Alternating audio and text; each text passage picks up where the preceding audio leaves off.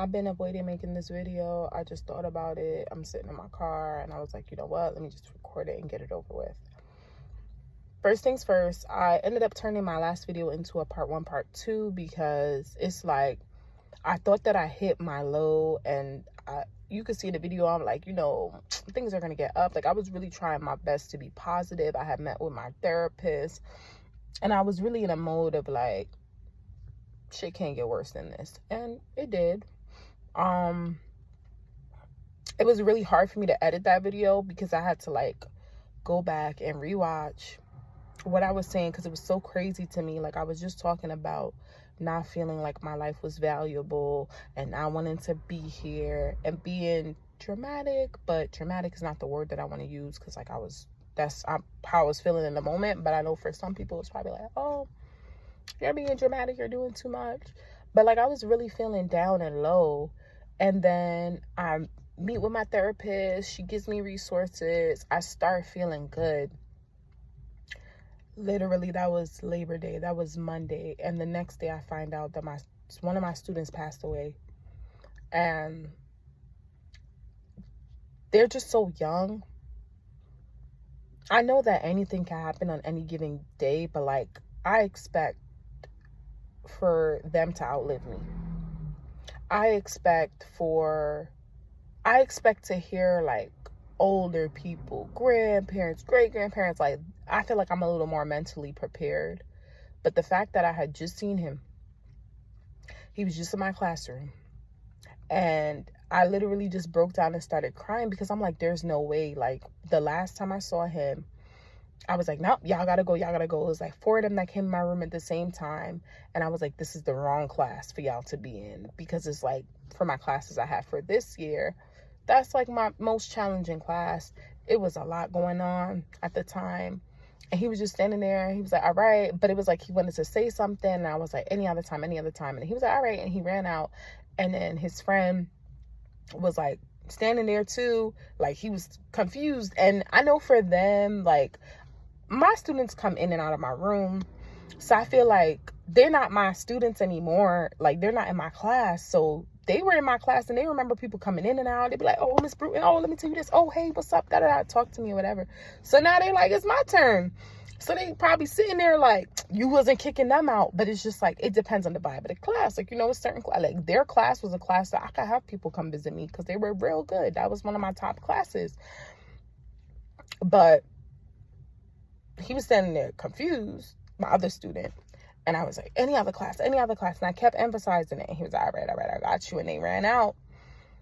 And I get the news, and I'm like, there's no freaking way. So, of course, I start feeling guilty. I start feeling bad. I'm like, I wish I would have just listened to what he was coming to say. And I'm like, I know him. I know he wasn't like saying nothing crazy, or, he just came to talk. And he would do that from time to time. Like, even when he was my student in the classroom with me, he would come different periods that wasn't his period and just say random stuff. And I'm just like, what? Like, what do you mean? And I lost a student the year before. So it kind of brought up all those feelings. I started thinking about like how that was, because I didn't really have a relationship with him. I didn't really know him. He was new. He was my current student at the time. Now I'm looking like, this is somebody who I spent a whole year with.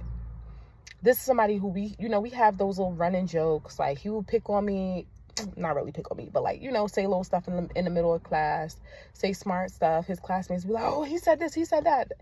And like, he'll always be like, well, you can't cook. And I was like, I got you. He was like, if you could cook, you definitely can't cook no Nigerian food. And I was like, I got you. And I never got to make it because like too much was going on. Like, when I was planning to make it for them, it was too much going on. Like, it was my birthday. I had just graduated. I was, finishing up my master's stuff, and then literally graduation came. But then I also was like working. It was a lot going on around that time in the month of May. And I was just like, I'm gonna make it for them. And then when school started this year, I'm like, I gotta make it for them. And I literally kept thinking about it. Every time I see their face, I'm like, oh, I gotta surprise them one day and just be like, oh, come to my room during this period. So I was really like emotional, because I'm just like, we take certain things for granted. Then I gotta watch everybody that's grieving. Like, I'm seeing the faces of the people that were close with him, and I could tell that they've been going through it. Like, I couldn't even make it to my classroom the day afterwards because I was like crying that night. And then on the following day, I was like, you know, they're gonna expect me to go into work, but it's just like, to me, it's not business as usual. It's not just, I'm gonna just go on and teach a lesson. Like, even a couple of days after, the lesson that I was teaching triggered me because it made me think about him, and it made me think about like everything that happened. And I was just like, I can't even watch this video with my students. To them, it's just like they learning a topic, but for me, it was just too soon. It was touchy, it was sensitive, and it was a lot. So I didn't edit my last video. You'll see I was talking about like the Maryland State Fair and stuff. Like, that was all that Labor Day weekend. So now when I finally post this video for y'all a week ago, this is after all of that had happened, all of that had occurred. Like, I had already recorded before finding out this news, but still trying to like stay on target and on track with being consistent with my self-care.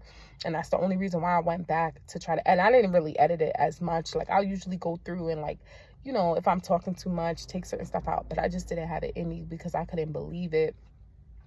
And then they had the funeral, and I didn't find out until like after that, like after it already happened.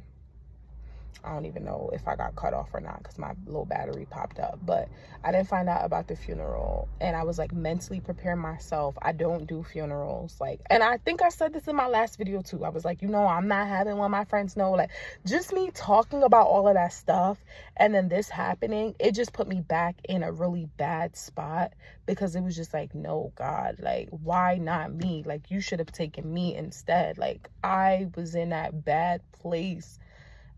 I would have literally given my life. I would trade places with him. Like, I'm really trying not to get emotional right now.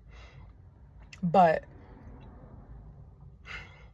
it's just a lot. And then I just went back into a funk, you know, still trying to put on a face, still trying to show up for my kids.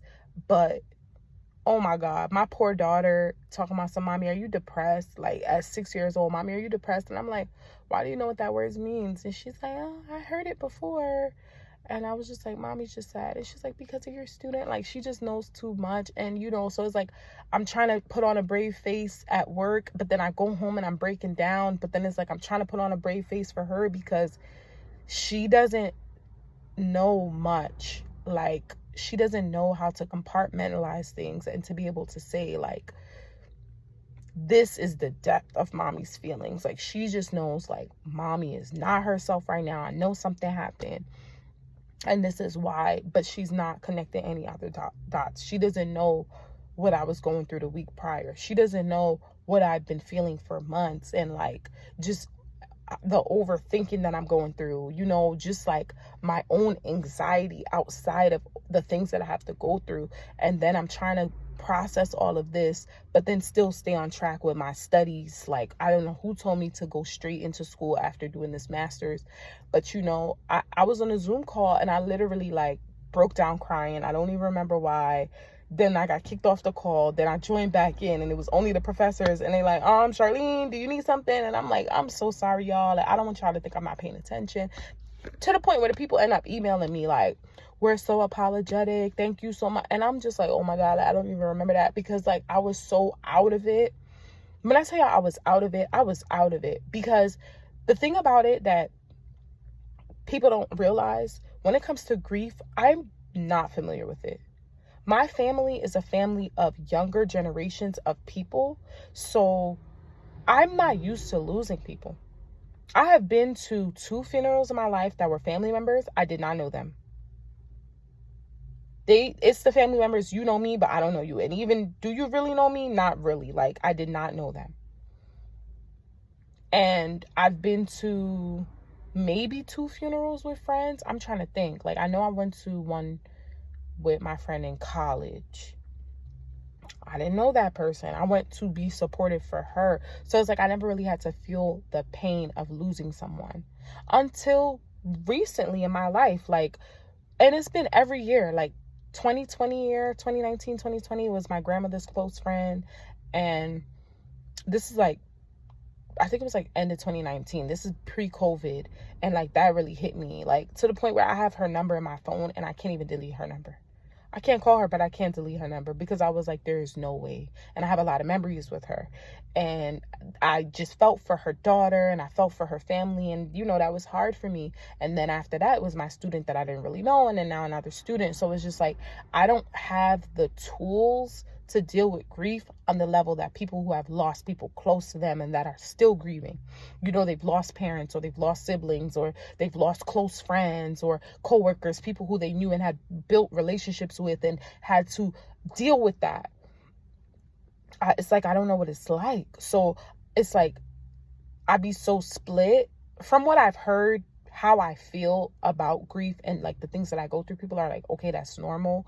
But it's like, I don't know what normal is. I don't know what it looks like. I just think about if it were somebody like, and when it's like age group, like for example, when it was my grandmother's best friend, I'm like, what if that was her? I would lose my mind. When it's my students, I'm thinking about my little brother who's the same exact age of them. And it's just like, I could not go on. I could not just go to work the next day. I could not just, you know, I have not even really been eating. I have not even been eating really. So you can't tell me that if this is my brother, I'm going to just eat. So it just puts in perspective for me, like how short life is. How you could be talking to somebody and you could have a relationship with them and everything will be cool and then they could be gone. Like that does not make sense to me. In my brain, it does not make sense. And then you still have to deal with all these other worldly things. And that's why I said the lows and the lows part 2. Because I didn't think it could get lower and it got lower. And I'm trying to keep myself up. I think I did a good job because I recorded 10 minutes of this video and I have not cried. I've been trying to keep myself up. Some days I'm able to laugh. Other days I'm crying like crazy. Some days I can't eat. Other days I'm like scarfing food down. Like this weekend, I had jollof and made me think about him. And I'm sitting here like, getting more plates. I want some more. I'm gonna make some too, because that boy swear I could not cook. And I was like, I got you. I'm gonna get the jollof rice with the stew. And he was laughing at me like, girl, please. And I was like, I want to make some. I wish I would have known about the service, because I would have went and I would have brought some food for his family. Because if it's one thing I could do is I could cook. And I just feel like sometimes, like I find my comfort in food. I don't know about anybody else, but I feel like sometimes food could be so comforting. Like, especially if you can't really eat, but then it's something, you just get a whiff of it and it's like, you know what? And that's how it was with that rice this weekend. Oh my God. I just can't believe it. I'm just praying that things go up from here. And I knew things were too good to be true. I've been waiting for bad things to happen, y'all. And my anxiety kind of just went through the roof because I was having a good year and blessings were coming in. And it's not to say that I wasn't struggling. Like, you know, things happen all the time, but it's like things were too good to be true for so long that I just kept waiting for something bad to happen. And nothing bad was happening. And I'm just like, okay, you know. And then like, even when I was doing my house process, that was like stressful for me. But then I was like, watch, it's gonna fall through. It's gonna fall through. No, keep your head up. Keep being positive. And then I was able to get approved and everything was working out. And I'm like, there's no way. There's no way. Literally at every point, like the entire summer, I'm just like, this is gonna happen. This is gonna happen. Nothing was happening. And I was just driving myself crazy. And it's like, as soon as I just let everything go and just try to calm my mind, it was like the reverse.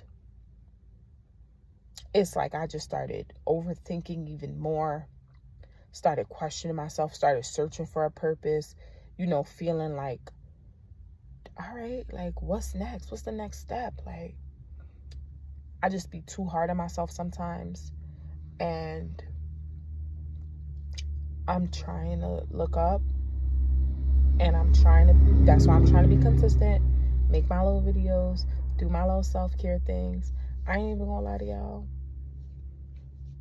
I ain't do no self-care this past week. I went like the opposite of self-care. I feel like I've not been taking care of myself.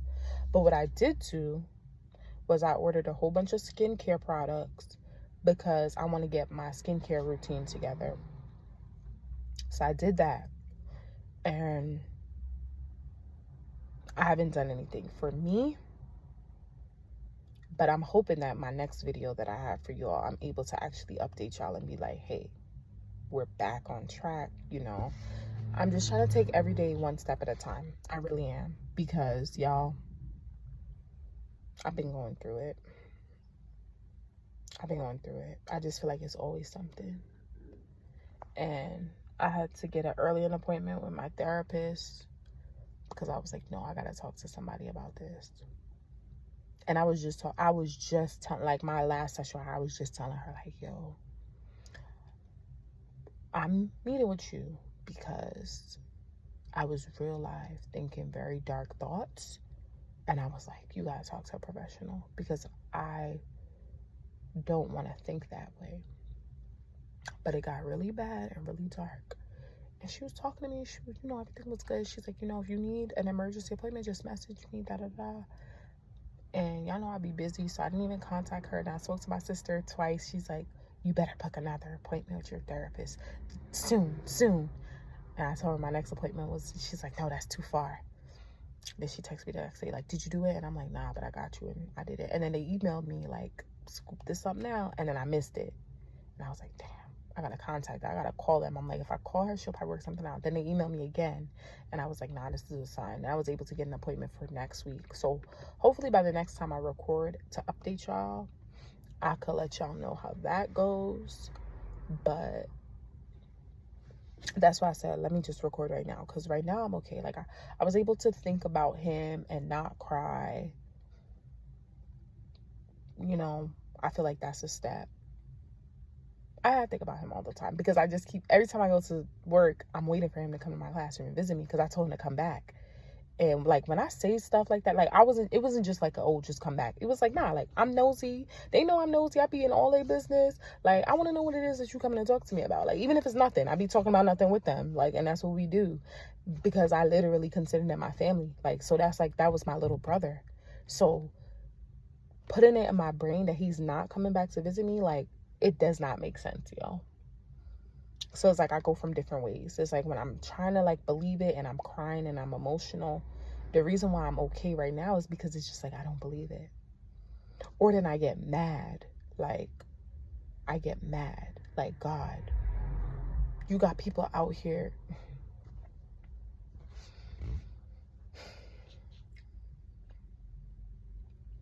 I'm trying now. I'm trying to keep my head up. I'm trying to be okay. I don't like when things like this happen that everybody's supposed to just business as usual. I don't like that. And that's why I've been easing into the curriculum for the school year. Because I can't see myself just, all right, sound differentiation.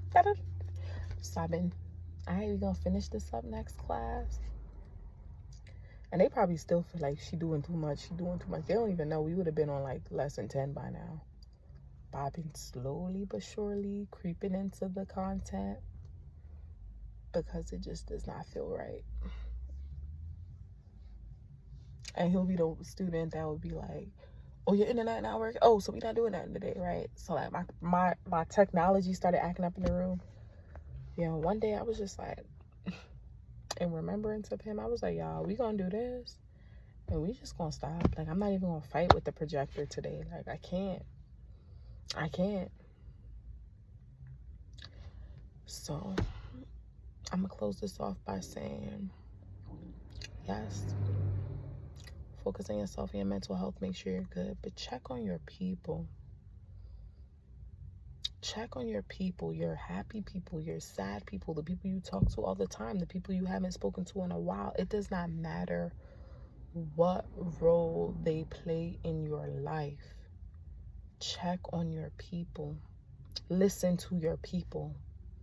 A part of this being so hard for me, and I'll just like burst into tears randomly, it's because I'm like, I wish I would have just listened to him. I wish I would have just listened to what he had to say. And like the next couple of days after I found out, I have kids busting in my room, and it's like, I can't even kick them out, you know? Because how do I kick you out after this? Because I don't know if that's going to be the last time I'm going to see you. God forbid, you know, I hope that's not the case, but you just never know. And that's why I try to keep like an open door policy when it comes to my classroom. Like, because sometimes they be needing a break from child. Listen, I remember. I was there. I had to walk out of class a couple of times, so I get it. But that's where I'm at. Trying to keep my head up. Trying to be the best version of myself. Trying to be strong for the kids. Trying to be strong for my kid. But falling apart at the same time. But yeah, just pray for me.